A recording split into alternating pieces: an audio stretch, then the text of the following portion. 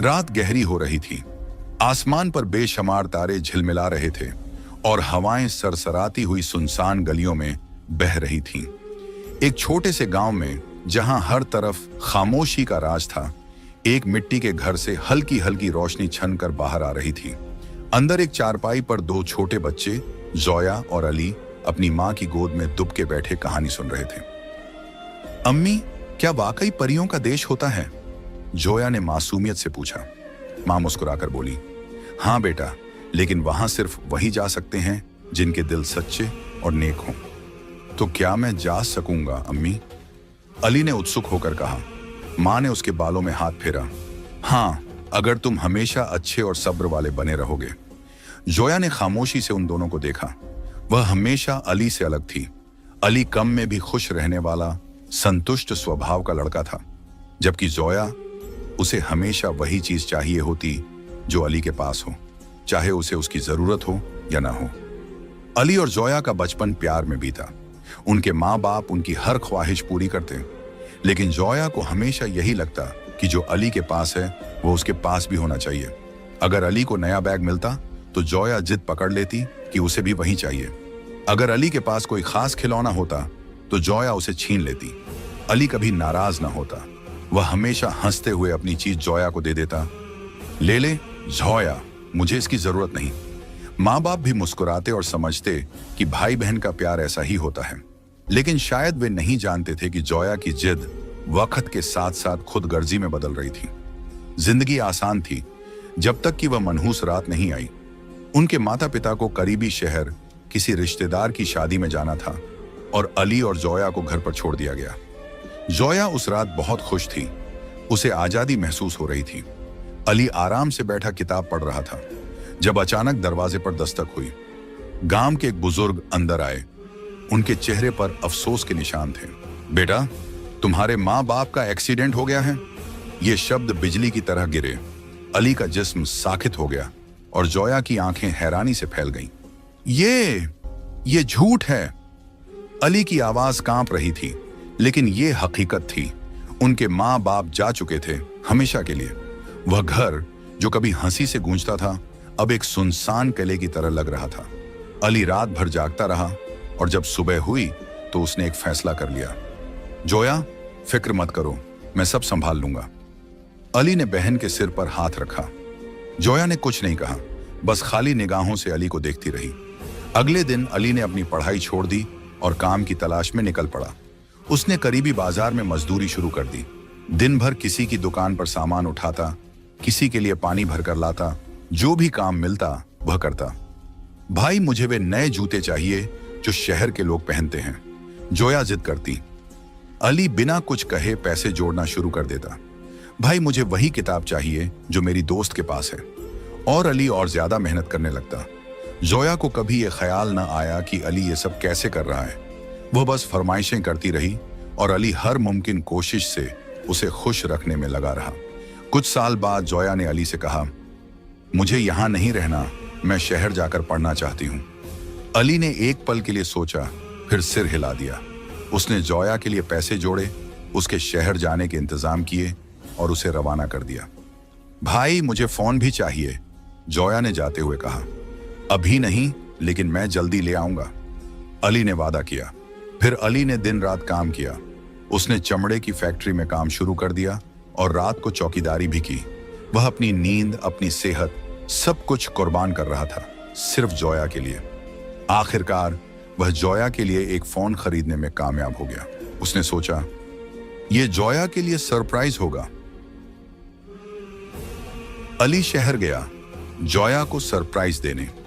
जब वह वहां पहुंचा तो जोया अपने दोस्तों के साथ किसी कैफे में बैठी थी।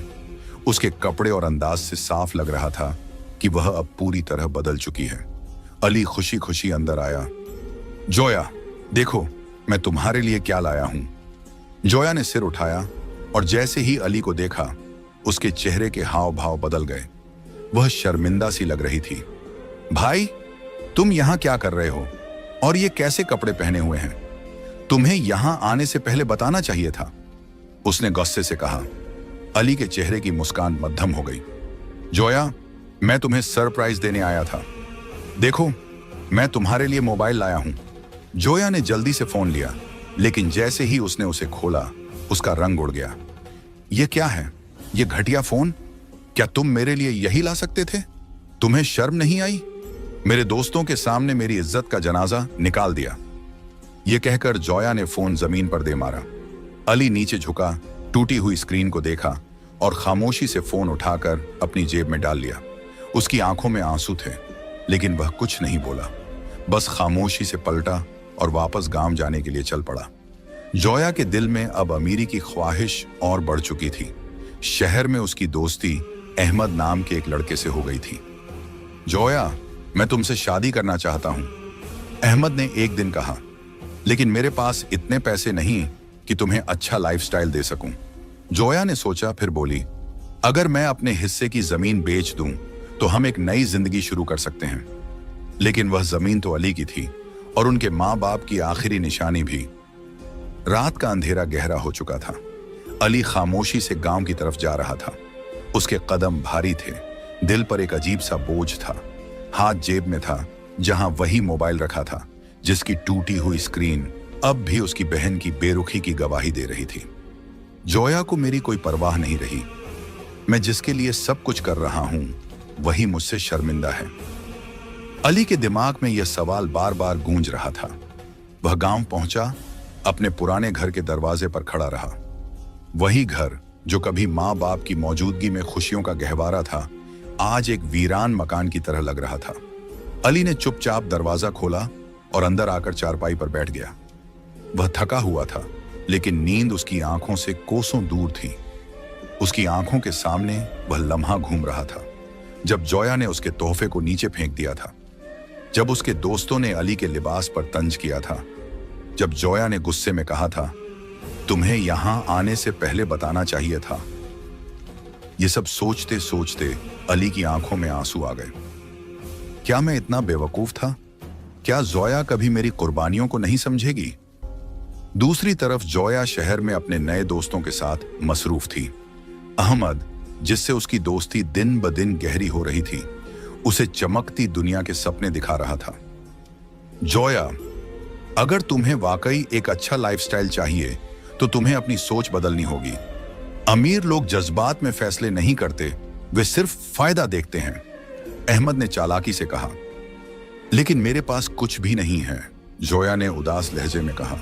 तुम्हारे पास एक चीज है जो तुम्हें बहुत कुछ दे सकती है, तुम्हारा गांव वाला घर। अहमद ने उसकी आंखों में झांकते हुए कहा। जोया के दिमाग में एक ख्याल आया। हां, अगर मैं अपने हिस्से की जमीन बेच दूं तो हम एक नई जिंदगी शुरू कर सकते हैं। लेकिन यह जमीन अली के बिना नहीं बेची जा सकती थी। जोया को अपने भाई से अपना हिस्सा मांगना था और उसे यकीन था कि अली उसे देने से इनकार कर देगा। लेकिन अब वह अपनी जिंदगी को लेकर संजीदा थी और किसी भी कीमत पर अपनी ख्वाहिश पूरी करना चाहती थी। छुट्टियों में जोया गांव आई। अली ने सोचा कि शायद वह बदली होगी, शायद उसे अपने रवैये का एहसास हुआ होगा, लेकिन वह नहीं जानता था कि जोया अब भी अपनी खुदगर्जी के कैद में कैद है। भाई, मुझे तुमसे एक जरूरी बात करनी है, जोया ने औपचारिक लहजे में कहा। अली ने मुस्कुराकर कहा, हाँ जोया, कहो, क्या बात है? जोया ने सीधे शब्दों में कह दिया, मुझे घर में से अपना हिस्सा चाहिए। मैं इसे बेचकर शहर में अपनी नई जिंदगी शुरू करना चाहती हूं। अली का चेहरा एकदम सपाट हो गया। ऐसा लगा जैसे किसी ने उसके दिल पर एक जोरदार चोट की हो।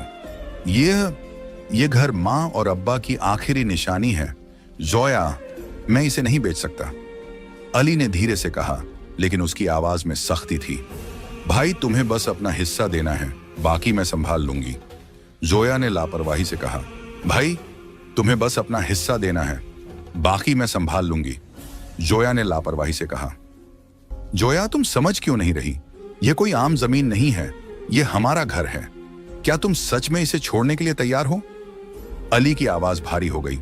जोया को गुस्सा आ गया। तो क्या मैं अपनी जिंदगी जीने के लिए तुम्हारे रहम पर रहूं? क्या मुझे इस पर कोई हक नहीं? अली ने अफसोस से कहा, तुम्हें यहां हमेशा से हक था जोया, यह तुम्हारा भी घर है, लेकिन तुम इसे बस एक चीज की तरह देख रही हो, एक सौदा, एक मौका। जोया ने दांत भींचते हुए कहा, ठीक है, अगर तुम मुझे मेरा हिस्सा नहीं दोगे तो मैं खुद ही इसका इंतजाम कर लूंगी। यह कहकर वह दरवाजा जोर से बंद करके चली गई। अली एक पल के लिए स्तब्ध बैठा रहा। फिर उसने आसमान की ओर देखा, जहां सितारे खामोशी से चमक रहे थे। क्या माँ और अब्बा ने यही सपना देखा था हमारे लिए? जोया शहर वापस गई और अहमद को सब कुछ बताया। मैंने कहा था ना कि तुम्हारा भाई नहीं मानेगा, लेकिन फिक्र मत करो, इसका भी हल है, अहमद ने मुस्कुराकर कहा। क्या मतलब? जोया ने हैरानी से पूछा।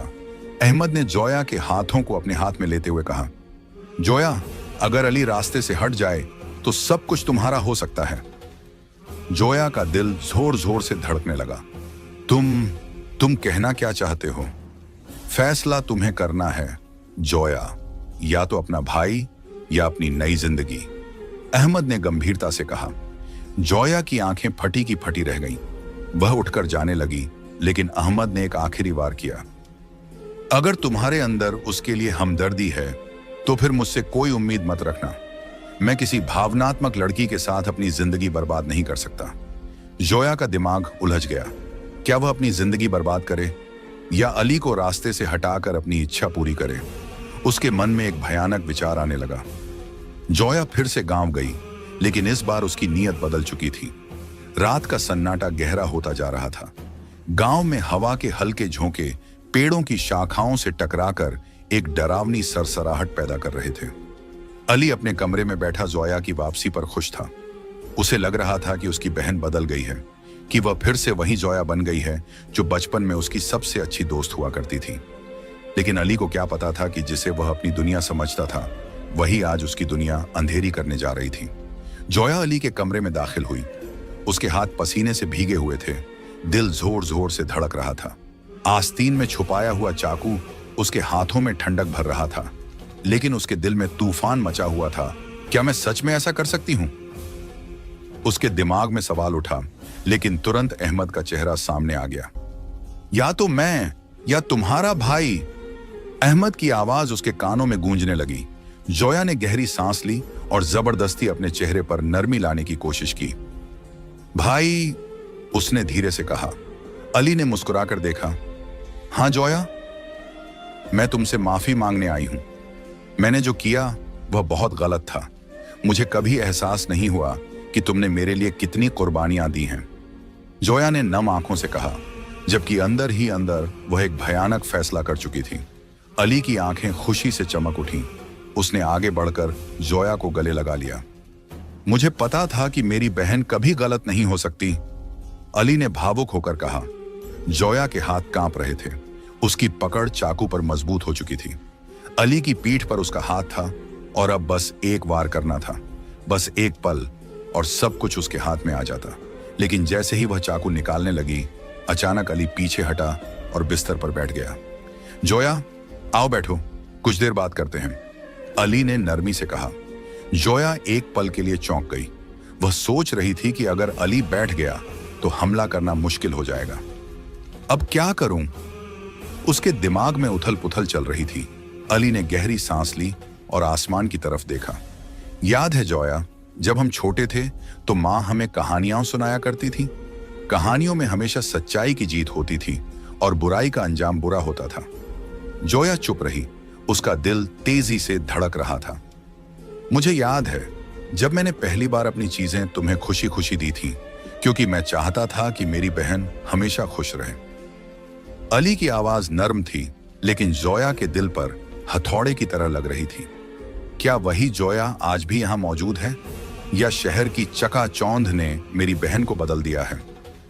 अली ने उसकी आंखों में झांकते हुए पूछा। जोया ने नजरें चुरा ली। उसका दिल जोर जोर से धड़कने लगा था।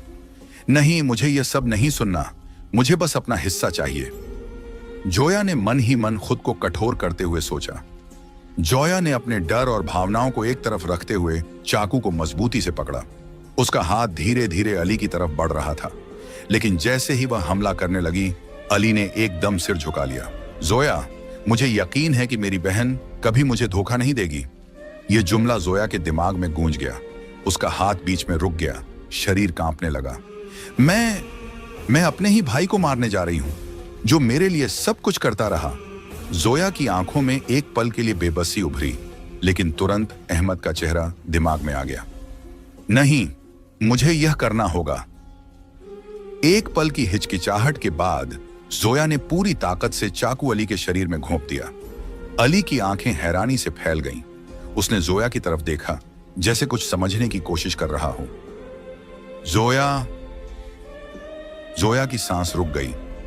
अली का चेहरा तकलीफ और दुख की तीव्रता में बदल गया था। उसके होंठ हल्के हिल रहे थे, लेकिन शब्द नहीं निकल रहे थे। अली ने धीरे धीरे अपने पेट पर हाथ रखा, जहां से खून बह रहा था। उसके कपड़े खून में रंग चुके थे और वह लड़खड़ाकर जमीन पर गिर गया। जोया, तुमने ये क्यों किया? अली की आवाज कमजोर हो चुकी थी, लेकिन आंखों में सिर्फ एक सवाल था। जोया ने हाथ पीछे खींच लिया। उसका पूरा शरीर कांप रहा था। उसके हाथ पर अली का खून लगा था और अचानक उसे लगा जैसे जमीन हिलने लगी हो। मैंने यह क्या कर दिया? उसके दिमाग में एक जोरदार झटका लगा। अली की सांसें धीमी होती जा रही थीं। वह जमीन पर पड़ा अपनी बहन को देख रहा था, लेकिन अब उसकी आंखों में हैरानी कम और अफसोस ज्यादा था।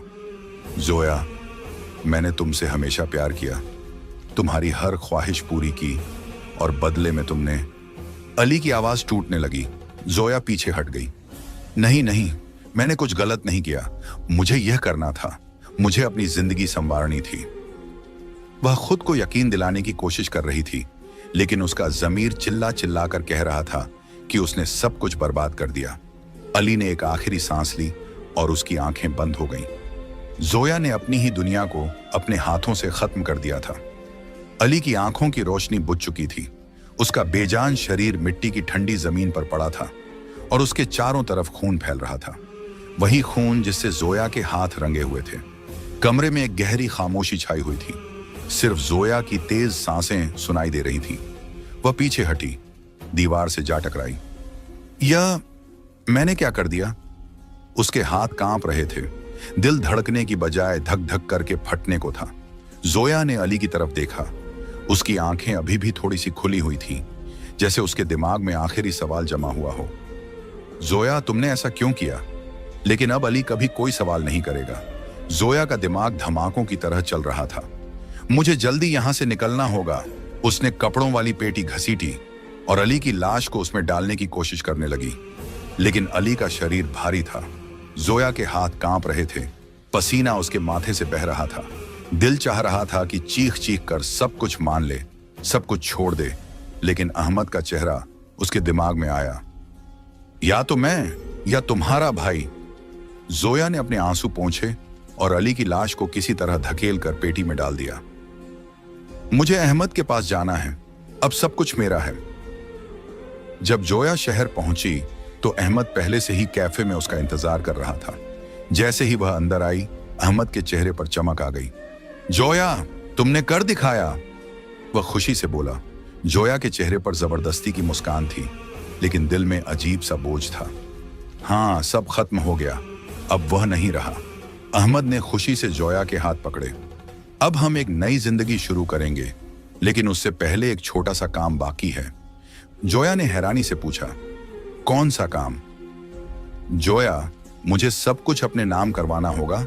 वह घर, वह जमीन, वह सब जो अब तुम्हारे पास है, अहमद ने नरमी से कहा। जोया चौंक गई। मगर वह सब तुम्हारे नाम क्यों करूं? अहमद ने प्यार भरे अंदाज में कहा। देखो जोया, मैं तो तुमसे शादी करने जा रहा हूं। हमें मिलकर नई जिंदगी शुरू करनी है। मुझे सब कुछ संभालना होगा ताकि हम अच्छा भविष्य बना सकें, और वैसे भी आगे चलकर यह सब मेरा ही तो होना है। जोया थोड़ी हिचकिचाई, लेकिन अहमद ने उसका हाथ दबाकर कहा, अगर तुम मुझ पर भरोसा करती हो तो यह सब मेरे नाम कर दो। मैं वादा करता हूं हम बहुत खुश रहेंगे। जोया ने थोड़ा सोचा, लेकिन अहमद की बातें उसे सही लगी। उसने सब कुछ अहमद के नाम कर दिया। अब तो हम शादी कर सकते हैं ना अहमद? जोया ने मुस्कुराते हुए कहा। अहमद जोर से हंसने लगा। जोया, तुम कितनी बेवकूफ हो। जोया का दिल तेज धड़कने लगा। क्या मतलब? अहमद ने कुर्सी पर टेक लगाकर कहा। तुम्हें लगता है कि मैं तुमसे शादी करूंगा, एक ऐसी लड़की से जो अपने सगे भाई को मार सकती है, जो अपने खून का सौदा कर सकती है? जोया को लगा जैसे किसी ने जमीन खींच ली हो। अहमद, तुम मजाक कर रहे हो ना? तुमने तो कहा था कि तुम मुझसे प्यार करते हो। जोया ने बेचैनी से कहा। प्यार? हाँ हाँ हाँ, मैंने तो तुम्हें सिर्फ अपने फायदे के लिए इस्तेमाल किया और तुमने बड़ी आसानी से खुद को मेरे हवाले कर दिया। अहमद ने तंज कसते हुए कहा, लेकिन मैंने तुम्हारे लिए सब कुछ छोड़ दिया। मैंने अपने भाई को भी। जोया की आंखें नम हो गईं। और इसीलिए तो मैं तुम्हें नहीं अपना सकता।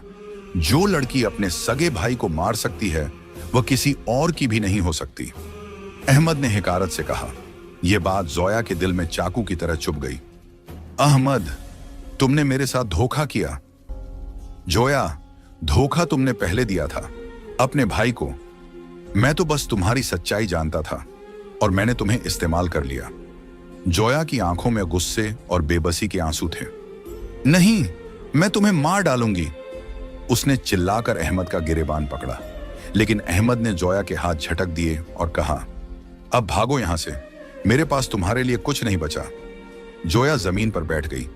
उसकी आंखों के सामने उसका पूरा अतीत घूमने लगा। मैंने यह सब क्यों किया? मैंने अली को क्यों मारा?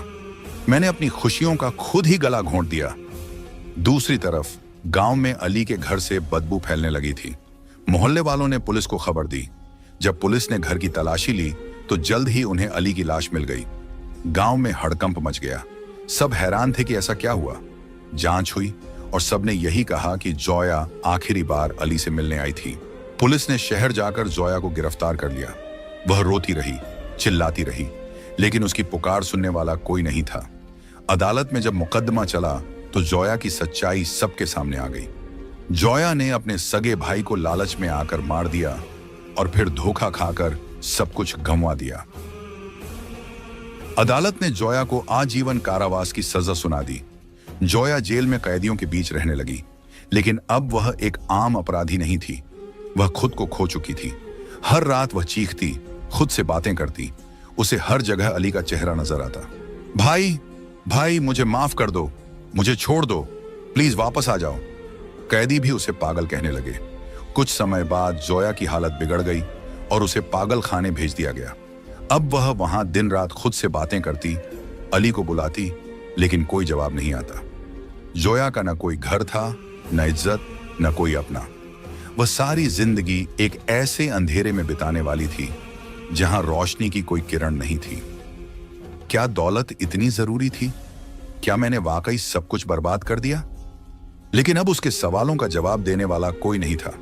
पागल खाने की वो खामोश दीवारें जहां हर दिन किसी न किसी की चीख गूंजती थी, आज एक नई कहानी सुन रही थी। जोया एक कोने में बैठी दीवार को घूर रही थी। उसकी आंखें लाल हो चुकी थीं, बाल बिखरे हुए थे और हाथों की रगें बाहर को निकली हुई थीं। उसके होंठ हिल रहे थे जैसे वो किसी से बात कर रही हो, लेकिन उसके आसपास कोई नहीं था। भाई, मुझे माफ कर दो, मैंने गलती कर दी, प्लीज वापस आ जाओ। पहले पहले जोया सिर्फ खुद से बातें करती थी, लेकिन अब वो एक नए अजाब में फंस चुकी थी। वो अली को देखने लगी थी। हर रात जब पागल खाने की लाइट्स बंद हो जाती तो जोया को लगता कि अली उसके सामने बैठा है। वो हमेशा की तरह मुस्कुरा रहा होता, लेकिन उसकी आंखों में एक अजीब सा दुख होता। जोया, क्या तुम खुश हो? अली के होंठ हिलते, लेकिन उसकी आवाज नहीं आती। नहीं अली, मैंने बहुत बड़ी गलती कर दी, जोया चीख कर कहती, लेकिन अली की तस्वीर धुंधली हो जाती। हर रात वो यही सपना देखती। हर रात वो अली से माफी मांगने की कोशिश करती, लेकिन कोई जवाब नहीं मिलता। पागल खाने में जोया के दिन एक जैसे थे। अधूरी नींद, अजीबोगरीब ख्यालात और खुद से सवाल। वो कभी किसी दीवार को घूरती, कभी जमीन पर पड़े किसी कागज को देखकर उससे बातें करने लगती। अली, मैंने तुम्हें क्यों मारा? अहमद ने तो मुझे धोखा दिया, मैंने सब कुछ खो दिया। एक दिन एक नर्स उसके पास आई और उसे पूछा, जोया, तुम्हारा कोई रिश्तेदार है जिसे हम बुला सकें? जोया कुछ देर चुप रही, फिर धीरे से बोली, हाँ, अली था, लेकिन मैंने उसे मार दिया। अब मेरा कोई नहीं है। नर्स ने अफसोस भरी नजरों से जोया को देखा और वहां से चली गई। ये हकीकत थी, जोया का अब कोई नहीं था, न कोई अजीज, न कोई दोस्त, न कोई अपना। जोया को अहमद की बातें भी याद आती थीं। तुम्हें लगा मैं तुमसे शादी करूंगा? जो अपने सगे भाई को मार सकती है वो मेरे किस काम की? वो शब्द जोया के दिमाग में एक हथौड़े की तरह बजते थे। मैं कितनी बेवकूफ थी, मैंने अली को छोड़कर एक धोखेबाज पर यकीन कर लिया। जोया ने अपने हाथों को जोर से पकड़ा। ये हाथ, इन हाथों ने अली को मारा था। उसने झट से अपने हाथ झाड़े, जैसे अली का खून अब भी उन पर लगा हो। लेकिन वो जानती थी कि इस गुनाह का दागा कभी नहीं मिट सकता। कई महीने गुजर गए, लेकिन जोया की हालत बेहतर नहीं हुई। वो दिन ब दिन कमजोर होती जा रही थी। एक दिन उसने अपने कमरे की खिड़की से बाहर झांका। बारिश हो रही थी। हर बूंद जमीन से टकराकर एक आवाज पैदा कर रही थी, जैसे कुदरत खुद रो रही हो। काश मैं वक्त पीछे ले जा सकती, काश मैं अली को रोक सकती। लेकिन वक्त किसी के लिए नहीं रुकता। अब जोया के पास सिर्फ एक ही चीज बची थी, पछतावा। एक रात जोया अपने कमरे में खामोश बैठी थी। बाकी सभी मरीज सो चुके थे, लेकिन जोया जाग रही थी। अचानक दरवाजा हल्का सा खुला। जोया ने नजर उठाई और जो देखा उस पर यकीन नहीं आया। सामने अली खड़ा था, वैसा ही जैसा वो हमेशा रहता था। सादा कपड़े पहने, हल्की सी मुस्कान ली। भाई, जोया की आवाज कांपने लगी।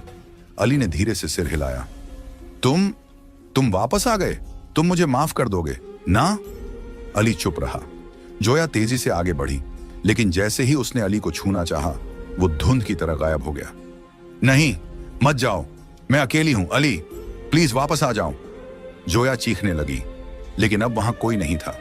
जोया ने अपने आसपास देखा और पहली बार उसे शिद्दत से एहसास हुआ, अब मैं हमेशा के लिए अकेली हूं।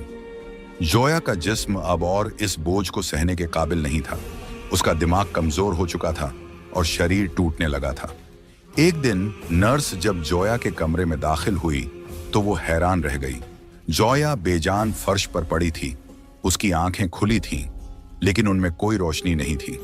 उसके हाथ में एक पुराना फटा हुआ कागज था, जिस पर खून से लिखा था, मैं अली के पास जा रही हूं, शायद वो मुझे माफ कर दे। जोया का जनाजा गांव में ले जाया गया, लेकिन वहां कोई नहीं था जो उसके लिए रोए। न कोई अजीज, न कोई दोस्त, न कोई भाई। गांव के बुजुर्गों ने अफसोस से कहा, यही अंजाम होता है उन लोगों का जो अपने रिश्तों का खून करते हैं।